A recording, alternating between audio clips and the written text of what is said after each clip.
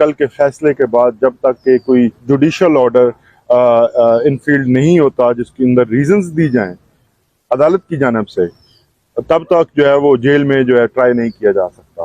कानून के मुताबिक उनको अदालत में लाया जाना जरूरी है।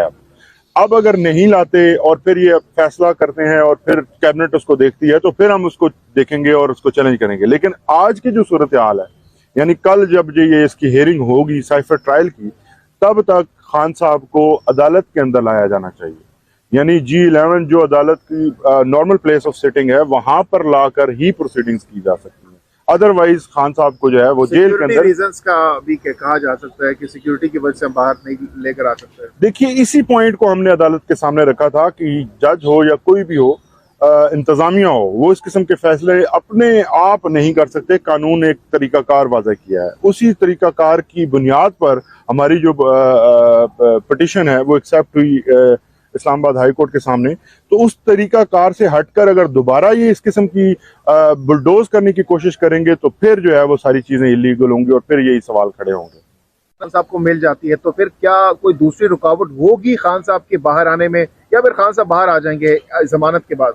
देखिए जी, इस वक्त खान साहब को अलकादर ट्रस्ट केस के अंदर गिरफ्तार किया हुआ है। उस गिरफ्तारी को भी हमने सुप्रीम कोर्ट ऑफ पाकिस्तान में चैलेंज कर रखा है, क्योंकि जो इस्लामाबाद हाई कोर्ट के फैसला था उसके अंदर आप तमाम लोग मौजूद थे अदालत के अंदर कि किस तरह से नैब ने गलत कानून का सहारा लेकर 4 डेट्स ली और फिर अदालत ने सारी दुनिया के सामने जब लॉ मिनिस्ट्री से रिकॉर्ड तलब किया तो जो हमारा क्लेम था, जो हम कह रहे थे कि ये नैब की तरफ से गलत कानून कोट किया जा रहा है, तो नैब को माफ़ी मांगना पड़ी और अदालत की तरफ से रिमार्क्स भी आए कि नैब ने ये जो काम किया है ये गलत काम किया। लेकिन उन रिमार्क्स का हमें कोई फ़ायदा नहीं दिया गया। हालांकि होता ये है कि जब आप कोर्ट के साथ गलत बयानी करते हैं तो उस गलत बयानी का खमियाजा जो है वो जो करता है उसको भुगतना पड़ता है। यहाँ पर इमरान खान को भुगतना पड़ रहा है कि इमरान खान की गिरफ्तारी दूसरी दफा जो है वो इस्लामाबाद हाई कोर्ट से जो है इसी अलकादर ट्रस्ट केस 9 मई के बाद से दूसरी दफा जो है इसको लीगल करार दिया गया।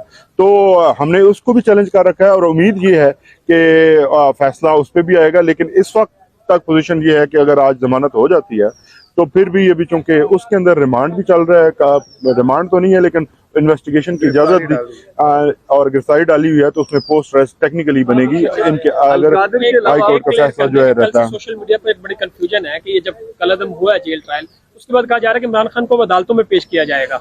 एक कंफ्यूजन है, अब क्या वो जज साहब के ऊपर होगा कि वो जेल ट्रायल ही करते हैं क्योंकि जेल में ही आगे केस सुनते हैं, या उनको अदालतों में पेश किया गया? उसके लिए वजारत खारजा को मुतमिन करना होगा अदालत को कि उनको सिक्योरिटी थ्रेट है। इस पे क्या कहेंगे? देखिए, सबसे बुनियादी जो चीज़ है, ये बहुत इम्पोर्टेंट सवाल है। खान साहब को अब की जो सूरत हाल है, कह रहा था कि जिस तरह शायद पाकिस्तान के सारे मुकदमे ख़त्म हो गए और आज अब सिर्फ एक ही मुकदमा बाकी बच गया, यानी इमरान खान का केस बाकी बच गया। तो ये तमाम चीज़ें जो हैं वो आज अदालत के सामने भी रखी जाएंगी। और मैं आपको बता दूं कि ज़मानत के केसेस के अंदर सबसे इम्पोर्टेंट एलिमेंट जिसको अदालतें देखती हैं वो बदनीति का एलिमेंट भी होता है कि इस मुकदमे को बनाने के पीछे अगर बदनीति प्रोसिक्यूशन की शामिल हो तो फिर जमानत हमेशा दे दी जाती है।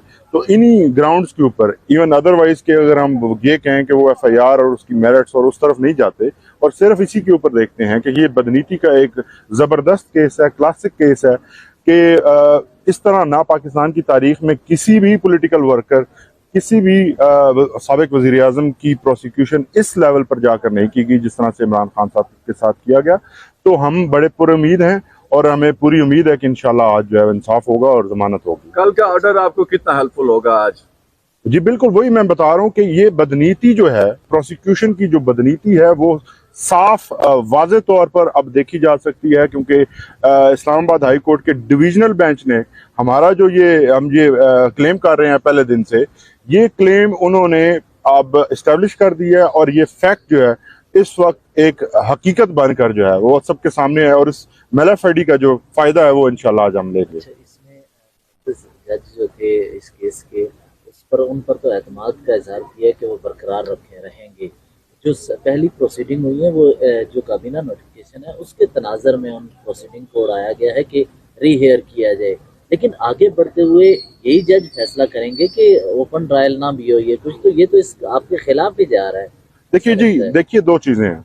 ये जो आप फरमा रहे हैं वो सबसे ज़रूरी चीज़ है कि जज की जो अपॉइंटमेंट है वो आज भी हम उसको जो है वो कानून के मुताबिक नहीं समझते और हम उसके खिलाफ जो है वो अपना कानूनी हक इस्तेमाल करेंगे और जज की अपॉइंटमेंट को हम चैलेंज करेंगे। हम समझते हैं कि जज को जिस तरीके से लगाया गया है वो कानूनी जो तरीकाकार था उसको नज़रअंदाज करके लगाया गया। अब सवाल दूसरा पैदा होता है कि क्या ट्रायल वहाँ से चलेगा।